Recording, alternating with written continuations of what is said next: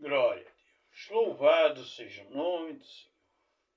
A Deus toda a honra e toda a glória. Continuando o estudo no livro de Mateus, vamos ler sobre a visita dos magos, que está em Mateus 2, do 1 ao 18, que diz: Tendo Jesus nascido em Belém da Judéia, em dia dos rei Herodes, eis que vieram os magos do Oriente a Jerusalém e perguntaram: Onde está o recém-nascido rei dos judeus? Porque vimos a sua estrela no Oriente e viemos para adorá-lo. Tendo ouvido isso, alarmou-se o rei Herodes e com ele toda a Jerusalém. Então, convocando os principais sacerdotes e escribas do povo, indagava deles onde o Cristo deveria nascer. Em Belém da Judéia, responderam eles, porque assim está escrito por intermédio do profeta. E tu, Belém, terra de Judá, não é de modo algum a menor entre as principais de Judá, porque de ti sairá o guia que há de apacentar o meu povo Israel. Com isso, Herodes, tendo chamado secretamente os magos, inquiriu deles com precisão quanto ao tempo em que a estrela aparecera. E enviando-os a Belém, disse-lhes: Ide e informai-vos cuidadosamente a respeito do menino, e quando o tiveres encontrado, avisai-me para que também eu ir adorá-lo. Depois de ouvirem o rei, partiram.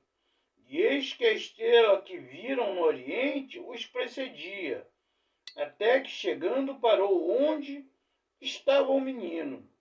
E vendo eles a estrela, alegraram-se com grande e intenso júbilo.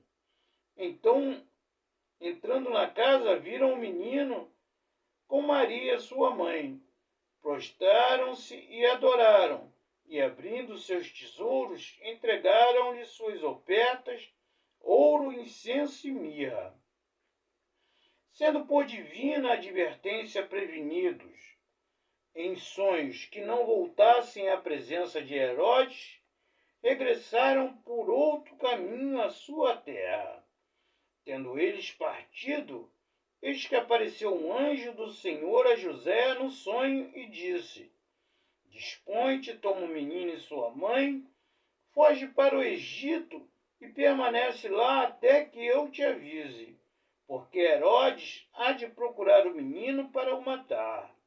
Dispondo-se ele, tomou o menino, à noite o menino e sua mãe, e partiu para o Egito. E lá ficou até a morte de Herodes, para que se cumprisse o que fora dito pelo Senhor por intermédio do profeta: Do Egito chamei o meu filho. Vendo-se iludido pelos magos, enfureceu-se Herodes grandemente, mandou matar todos os meninos de Belém e todos os seus arredores de 2 anos para baixo, conforme o tempo do qual com precisão se informara dos magos. Então se cumpriu o que fora dito por intermédio do profeta Jeremias. Ouviu-se um clamor em Ramá, pranto, choro e grande lamento. Era Raquel chorando por seus filhos, inconsolável, porque não mais existe. É um texto muito lindo, porque fala do nascimento de Jesus, mas fala também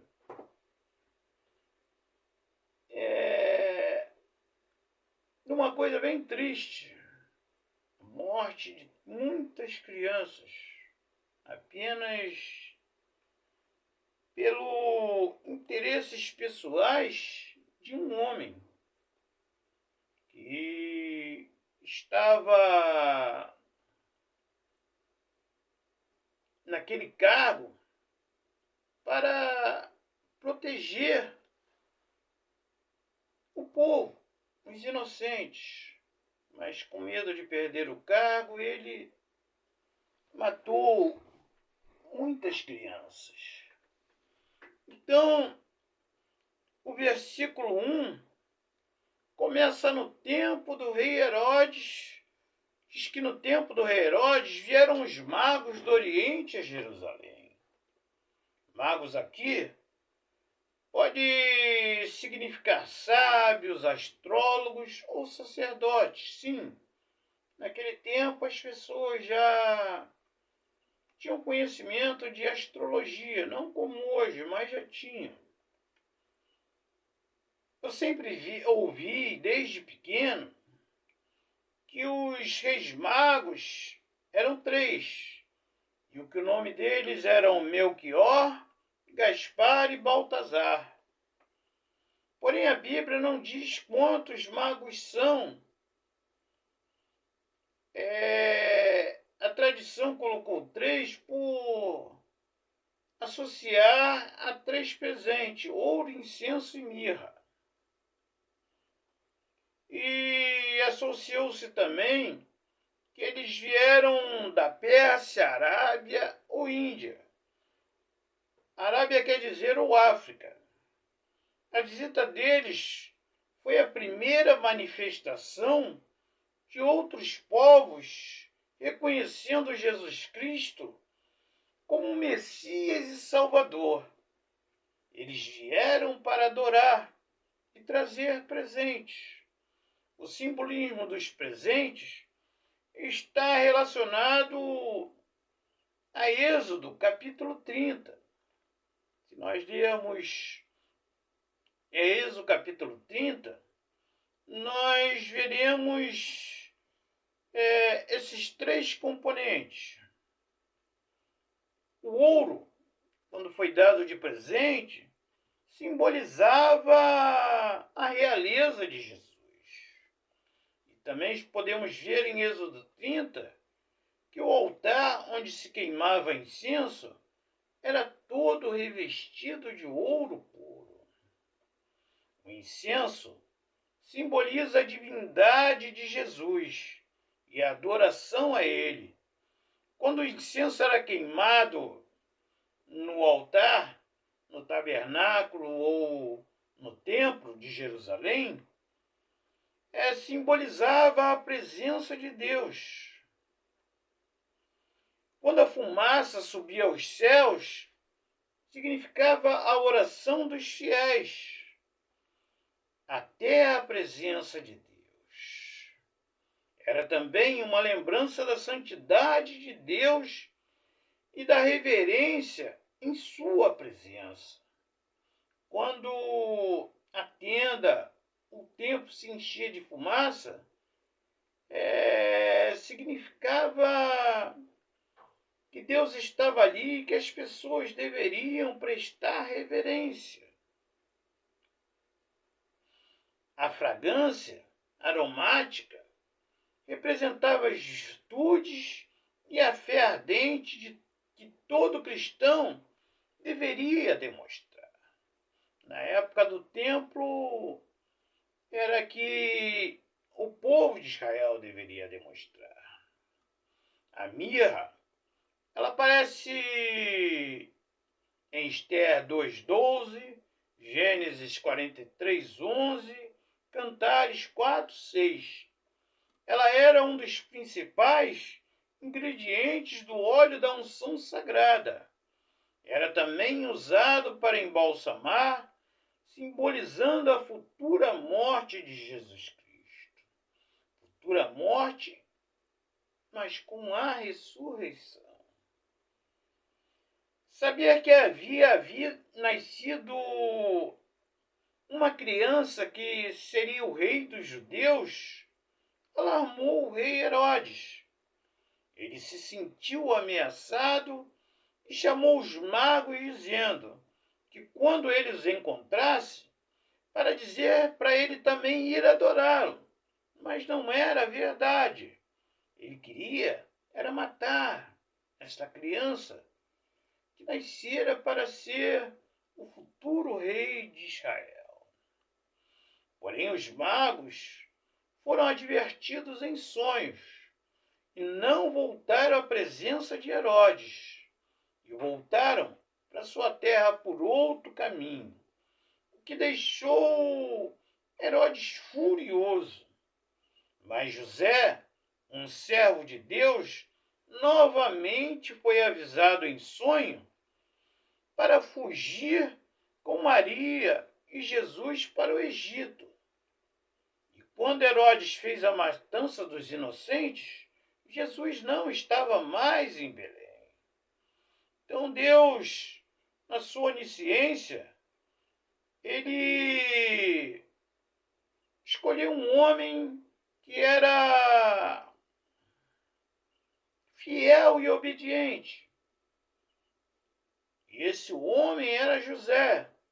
E José recebeu esta tarefa muito importante, que era proteger a mãe e o menino Jesus. José me faz lembrar que diz nos versículos de Hebreus 11, 36 e 38. Este capítulo de Hebreus fala dos heróis da fé. Não só aqueles que venceram, aqueles que mataram leões e venceram batalhas, mas também aqueles que, diz assim, e outros experimentaram escárnios e açoites, e até cadeias e prisões. Foram apedrejados, cerrados, tentados, mortos ao fio de espada, andaram vestidos de pelos de ovelha e de cabras, desamparados, aflitos e maltratados, dos quais o mundo não era digno, errantes pelos desertos e montes, e pelas covas e cavernas da terra. Então José estava vivendo uma vida tranquila, até conhecer e casar com Maria, e o menino Jesus nascer. Aí ele teve que fugir, defender a mãe e a criança, passou a ter uma vida difícil, mesmo tendo recebido o ouro dos magos, ele trabalhou como carpinteiro para sustentar Maria e Jesus. Creio que passaram por muitas situações. Mas como diz esse texto de Hebreus, existiram os heróis da fé, os quais este mundo não era digno. Eles viveram aqui, sofreram, foram presos, cortados ao meio, e maltratados e aflitos, desamparados. Mas eles não negaram a Deus e não foram infiéis. Continuaram na sua jornada servindo ao Deus Altíssimo. Nós vivemos dias difíceis. Mesmo antes de Jesus nascer, depois do pecado de Adão, lá no paraíso, sempre houve sofrimento. Muito mais para aqueles que quiseram viver a vontade de Deus. Podemos perguntar o porquê disso, já que estamos buscando agradar a Deus. Por quê? A resposta é esta. Em Hebreus 10, 32 e 39 diz: Lembrai-vos, porém, dos dias passados, em que depois de serdes iluminados, suportastes grandes combates de aflições. Em parte foram feitos espetáculos com vitupério e tribulações, e em parte fostes participantes com o que assim foram tratados.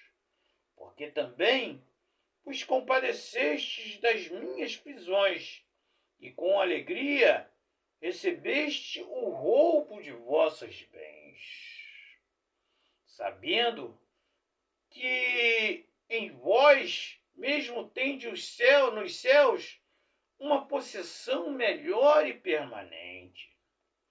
Não rejeiteis, pois, a vossa confiança, que tem grande e avultado galardão, porque necessitais da paciência para que, depois de haver feito a vontade de Deus, possais alcançar a promessa. Porque ainda há um pouco de tempo, o que há de vir virá e não tardará. Mas o justo viverá pela fé. E se alguém se retirar, a minha alma não tem prazer nele. Nós, porém, não somos daqueles que se retiram para a perdição, mas daqueles que creem para a conservação da alma. Então, esse texto de Hebreus 10, 32 e 39 fala que os cristãos podem. O texto antes fala que os cristãos podem vencer batalhas, dominar leões, fugir da boca de leões, como foi Daniel, jogado na cova dos leões e saiu vivo. Mas diz também que muitos foram feitos de espetáculos. Para quê? Para o ímpio, para aqueles que servem ao demônio e ao diabo, que querem roubar até mesmo a roupa que o justo veste, roubar as suas casas, seus bens,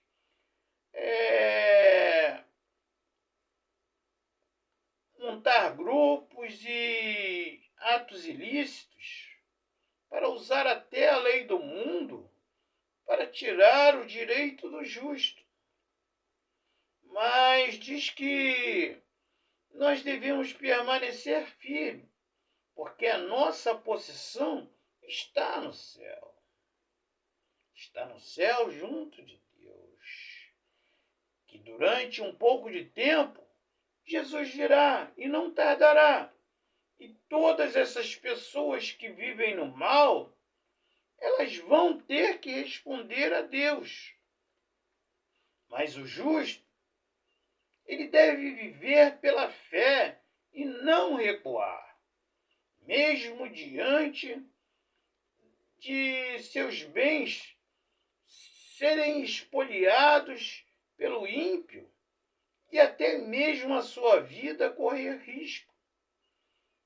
O verdadeiro cristão, ele morre, mas não nega a Deus e a Jesus Cristo.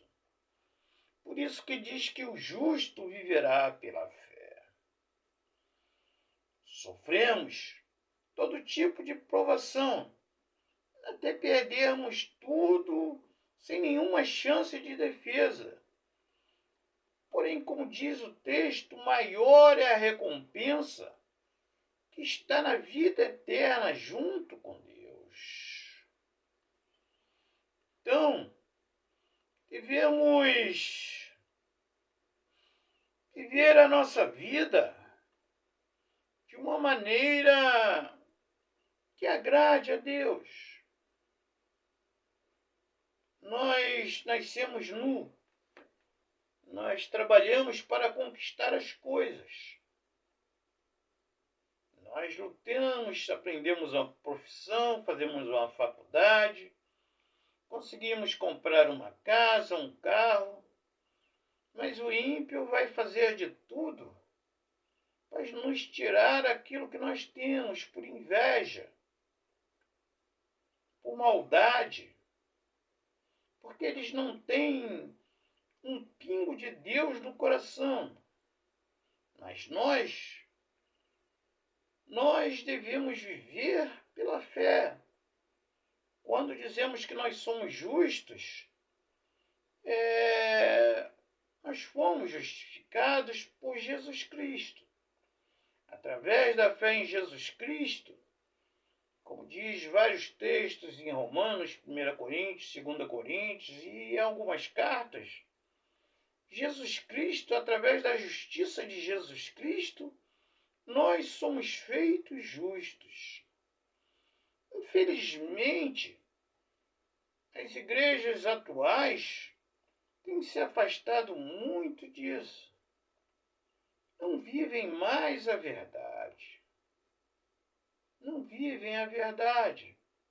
Querem viver como o mundo vive. Mas o justo, mesmo nas provações e em meio a tantas desilusões e ingratidões, ele deve permanecer certo, sempre.